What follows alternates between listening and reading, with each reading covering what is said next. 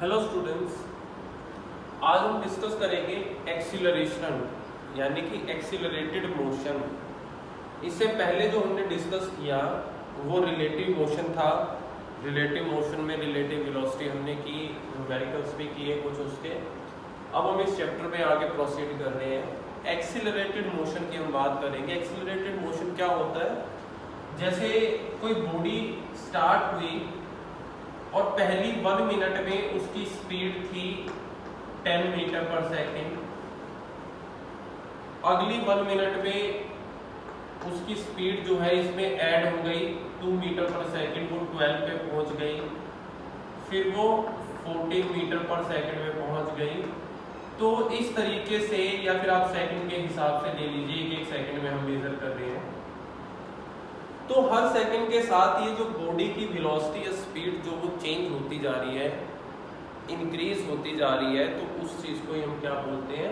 Accelerated motion. Accelerate होना, जो आपकी कार होती है जिसमें आप जिसको रेस का पेडल बोलते हो, उसको एक्चुअल में क्या बोला जाता है? एक्सीलरेटर। कि आप उस पर जब पैर रखोगे तो कार क्या हो जाएगी?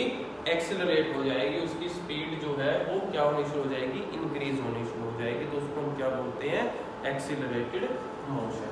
तो एक्सीलरेटेड मोशन में हम जिसकी बात करते हैं वो क्या है हमारे पास? एक्सीलरेशन। क्या है एक्सीलरेशन? कि टाइम के विद रिस्पेक्ट में अभी हमने देखा जो चेंज वेलोसिटी में आ रहा था, वही चेंज क्या कहलाता है हमारे पास? एक्सीलरेशन कहलाता है। तो आप क्या लिखोगे? It is the rate of change of, it is the rate of change of velocity with time. वैसे जब रेट बोल देते हैं तो ये होता है कि वो टाइम के विद रिस्पेक्ट ही मेजर किया जा रहा है। ठीक है, ये डेफिनेशन कहलाएगी।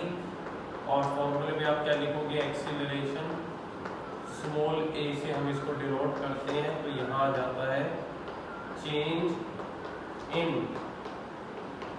वेलोसिटी, और अपॉन में आता है टाइम टेकन।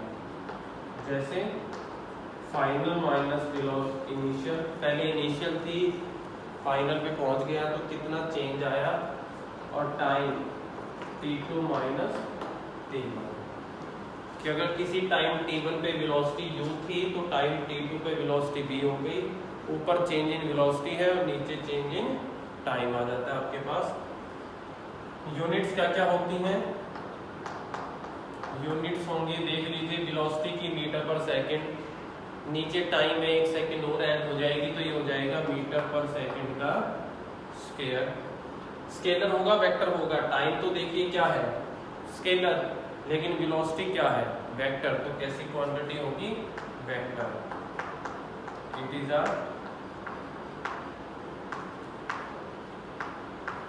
Vector quantity. जब वेक्टर क्वांटिटी है तो फिर डायरेक्शन भी होगी।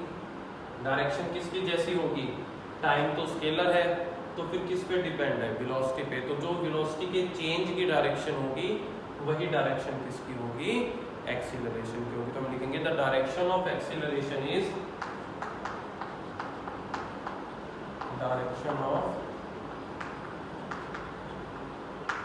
Acceleration is same as that of change in velocity. वही होगी जो वेलोसिटी के चेंज में होगी। ठीक है, ये है हमारे पास एक्सीलरेशन से रिलेटेड चीजें। टाइप्स हम करेंगे एक्सीलरेशन के। टाइप्स हैं हमारे पास 6 टाइप्स हैं हमारे पास एक्सीलरेशन के। एक एक करके हम डील करते हैं उनके साथ।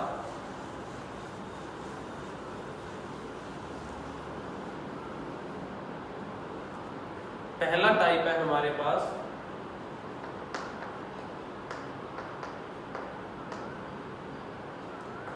Uniform acceleration. यूनिफॉर्म का मीनिंग होता है सेम, और एक्सीलरेशन का मीनिंग होता है चेंज इन वेलोसिटी। अगर वेलोसिटी का चेंज जो है वो सेम अमाउंट से हो रहा है, सेम अमाउंट का मीनिंग कैसे? कि पहले 1 घंटे में जो वेलोसिटी थी वो 50 किलोमीटर पर आवर थी,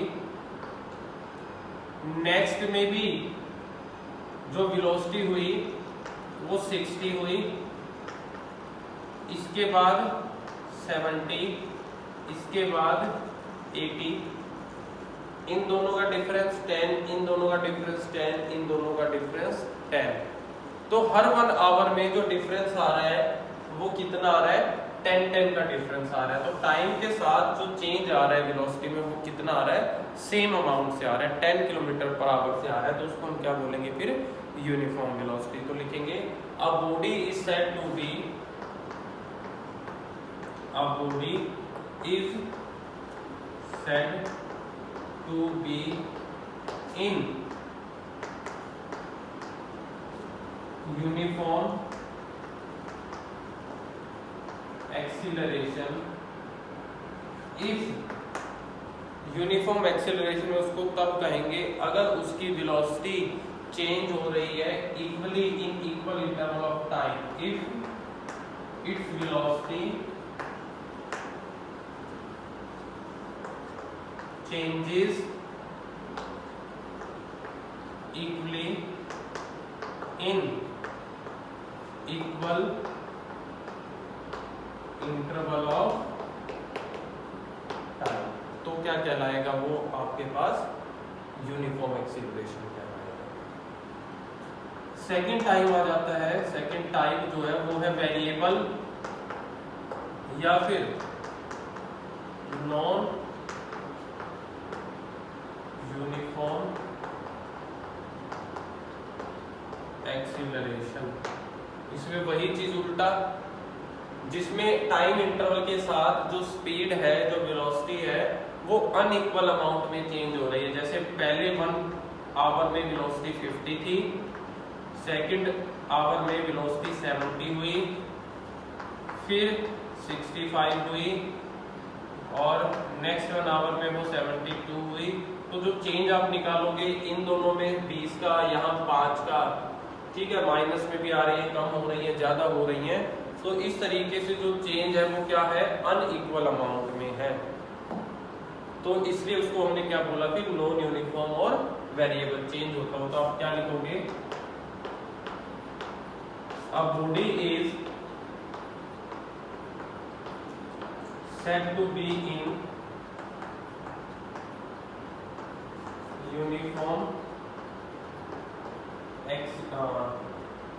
non uniform acceleration if its velocity is changing unequally in equal interval of time। Time के इक्वल इंटरवल में वेलोसिटी जो है वो क्या हो रही है, अनइक्वली अमाउंट में चेंज हो रही है।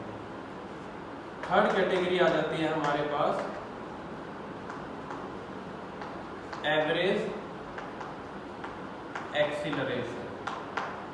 एवरेज यानी कि कितना टोटल चेंज आया वेलोसिटी में और कितना टोटल टाइम लगा, उनकी रेशो को हम क्या बोलते हैं, एवरेज एक्सीलरेशन बोलते हैं। तो आप सिंपल लिखोगे it is the ratio of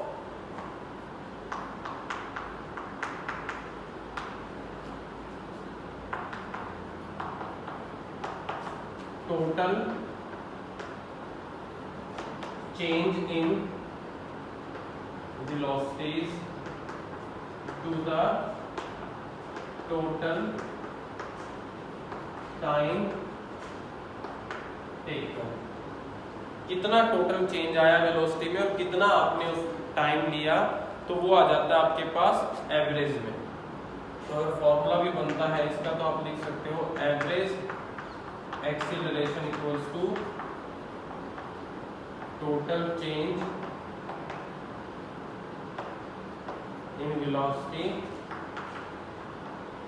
total time taken. Fourth आ जाता है आपके पास पॉजिटिव एक्सीलरेशन। देखिए ये क्या चीज है, अगर टाइम के साथ बॉडी की वेलोसिटी इंक्रीज हो रही है कंटिन्यू, तो वो बनता है पॉजिटिव एक्सीलरेशन। अगर वेलोसिटी ऑब्जेक्ट की इंक्रीज हो रही है किसके साथ, टाइम के साथ, तो आप इसमें क्या लिखोगे, हम लिखेंगे इसमें if velocity of body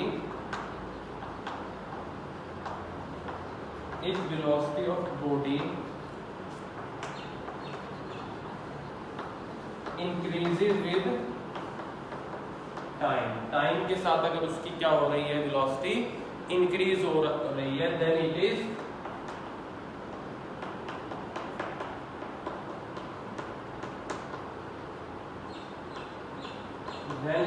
positive acceleration.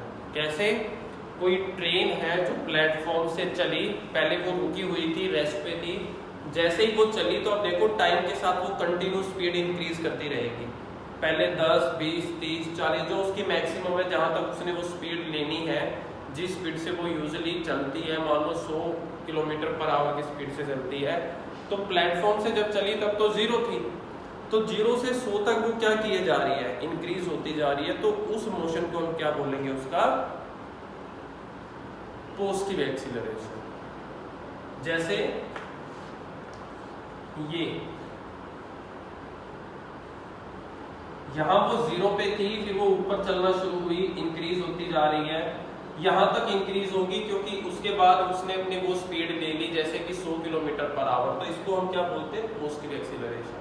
फिर वो 100 किलोमीटर पर आवर की स्पीड से चलती रहेगी, तो वो क्या कहलाएगा, फिर यूनिफॉर्म एक्सीलरेशन। तो ये दोनों चीजों को कंबाइन करके दिखा रहा है आपको।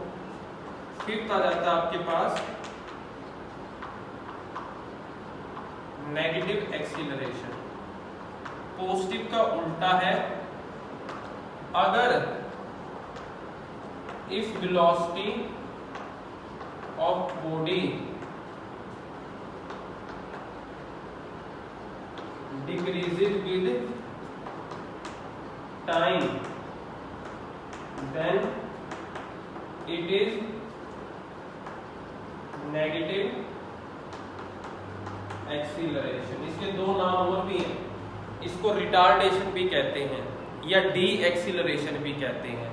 इसका मीनिंग है कि बॉडी की स्पीड धीरे धीरे क्या होती जा रही है, टाइम के साथ कम होती जा रही है। जैसे कोई ट्रेन आ रही थी दूर से, 100 किलोमीटर प्रति आवर की स्पीड से आ रही है, लेकिन उसको पता लगा भी आगे तो स्टेशन है, स्टेशन पे ट्रेन रोकनी है, तो वो क्या करेगा, फिर अपनी स्पीड को धीरे धीरे कम करना शुरू कर देगा और फाइनली वो कहाँ आके हो जाएगा, रेस्ट पे।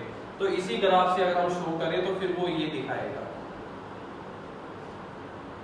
पहले वो 0 से इंक्रीज होना शुरू हुआ, पॉजिटिव एक्सीलरेशन लिया, फिर वो इक्वल अमाउंट से आगे जा रहा है तो उसे यूनिफॉर्म एक्सीलरेशन बोला, और फिर उसे पता चला कि आगे स्टेशन आने वाला है, उसने अपनी स्पीड कम करनी शुरू कर दी, तो वो क्या कहलाया, नेगेटिव एक्सीलरेशन। और इसको रिटार्डेशन भी बोलते हैं और डी एक्सीलरेशन भी बोलते हैं, ये आपको पता होना चाहिए। लास्ट टाइम है हमारे पास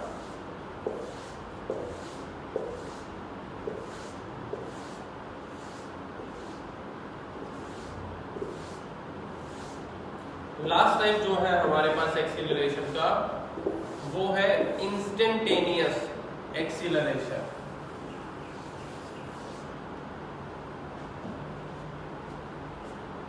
सिक्स्थ टाइप जो है वो है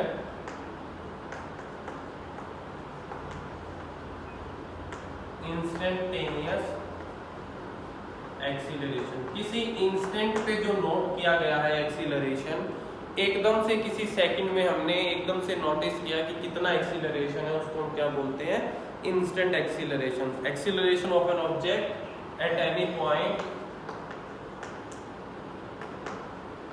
acceleration of an object at any point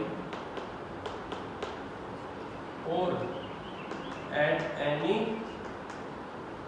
instant, ये कहलाता है हमारे पास इंस्टेंटेनियस एक्सीलरेशन। बहुत थोड़े टाइम में नोटिस की गई वैल्यू है, थोड़े सेकंड में, मतलब किसी एक सेकंड में या किसी एक सेकंड के भी कुछ पार्ट में आपने सिर्फ नोटिस किया, तो इसको हम जनरली किससे डिनोट करते हैं, आपको भी पता है, हमने ये चीजें स्पीड और वेलोसिटी के केस में की हैं।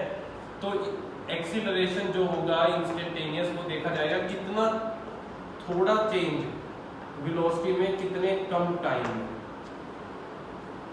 और आपको ये भी बताया गया था कि जितना टाइम की वैल्यू कम होंगे उतनी एक्यूरेट आपको ये पता लगेगा कि कितना एक्सीलरेशन में चेंज है वहां पर, सॉरी कितना वेलोसिटी में वहां पर चेंज है। और कम से कम आपको बोला था जीरो तो ले नहीं सकते, तो फिर हमने कहा था जीरो के सबसे नजदीक। तो हमने एक चीज की थी कि हम लिमिट लगाते हैं कि जो डेल्टा टी है वो टेंड्स टू जीरो है। इसका मीनिंग जीरो नहीं है लेकिन बिल्कुल जीरो के नजदीक है। तो जब हम ऐसी वैल्यू लेंगे तो बिल्कुल एक्यूरेट वैल्यू आपके पास निकल के आएगी चेंज इन वेलोसिटी की, और जो आपको क्या देगा, इंस्टेंटेनियस एक्सीलरेशन दे देगा। तो ये हमारे पास टाइप थे एक्सीलरेशन के, 6 टाइप हमने किए। एक्सीलरेशन के बारे में हमने पढ़ा, एक्सीलरेटेड मोशन हमने पढ़ा। इससे आगे आने वाले वीडियोस में हम आगे बढ़ेंगे।